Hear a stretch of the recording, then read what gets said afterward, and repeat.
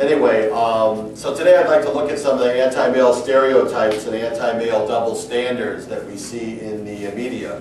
A little later we're going to break up into groups and we're going to address different aspects of the problem, and we're going to see what solutions and what activism we can come up with. But I think these stereotypes have a very negative impact on our boys. One of the ways that a kid develops and progresses and achieves and becomes something is by developing a role model type relationship with somebody who's successful, who they admire.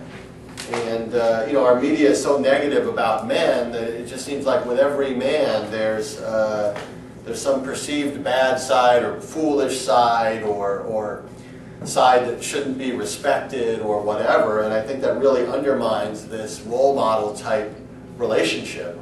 And I think, a lot of boys look and say, well, gee, if all I can grow up to be is either a bad guy or a fool, I don't know that I want to grow up. I don't know that I want to achieve. I don't know that I want to strive. And I think it kind of makes them listless and makes them aimless.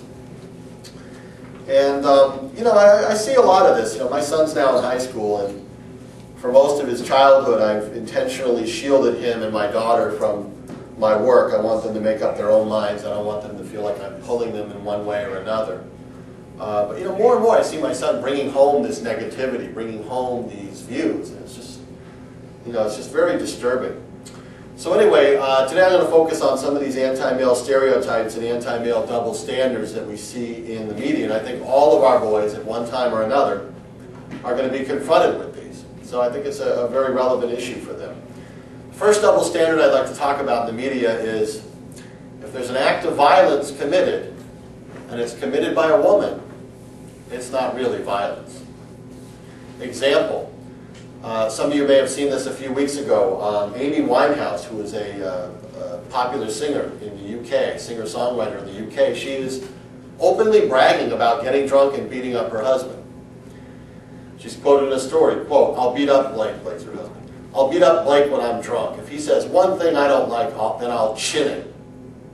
And this has been widely reported. I haven't seen in the many articles I've read about it, I have not seen one word of condemnation. I haven't seen the, I don't know what it's called, but the UK Domestic Violence Society, whatever they are, I haven't seen them come out against this. I haven't seen any criticism. Maybe there's been something somewhere, but in most of these articles I haven't seen any criticism of her. She's all set to perform at Lollapalooza in August.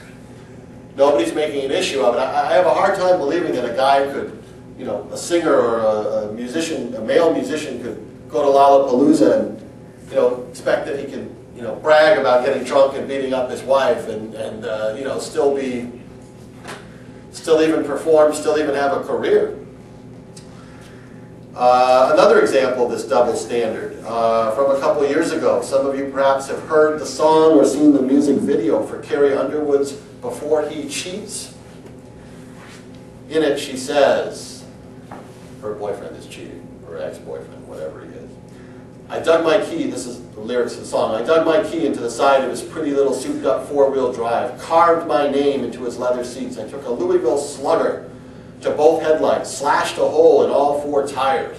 And there's a revenge video of Carrie Underwood carrying this Louisville Slugger and just absolutely annihilating this guy's car. Now, obviously, violence against a person's property is not the same as physical violence. I would never in a million years say that, and I think actually some of our misguided opponents sometimes blur that line. But destroying an intimate partner's property is considered domestic violence. It's a part of the whole realm of domestic violence.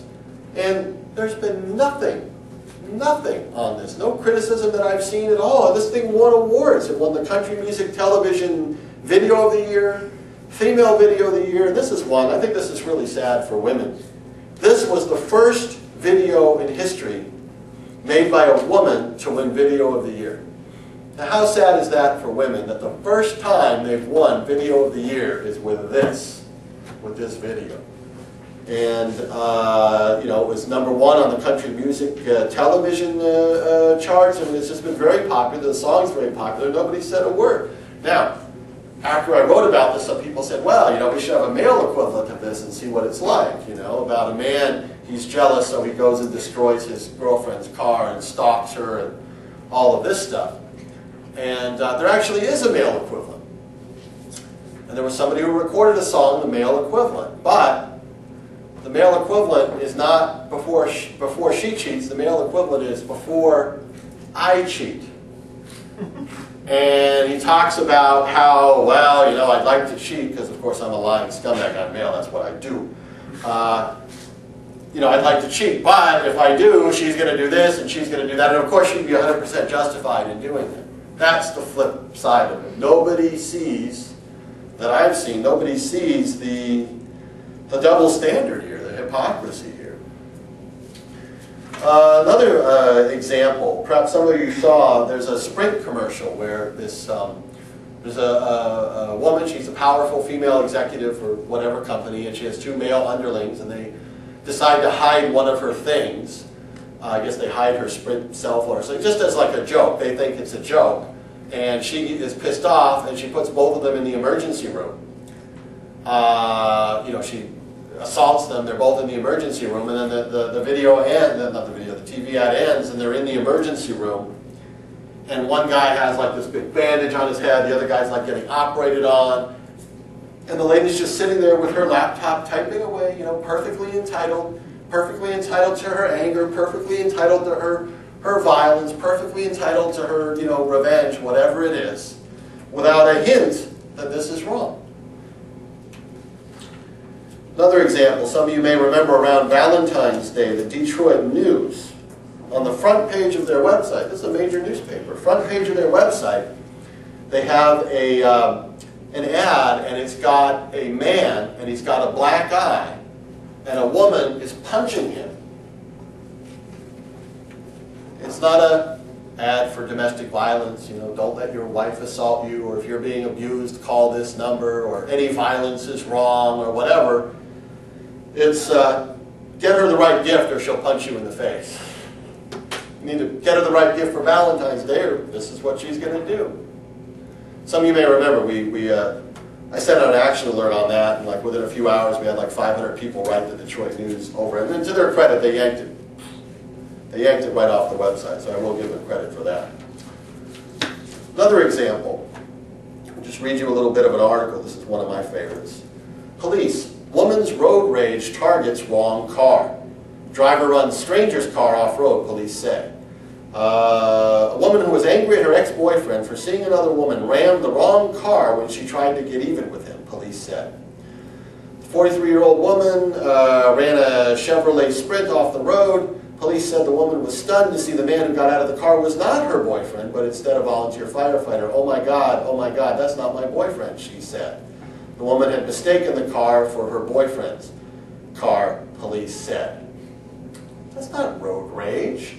Trying to destroy your, you know, trying to smash into your boyfriend or your ex-boyfriend and hurt him or injure him in a car accident or destroy his car, that's not road rage.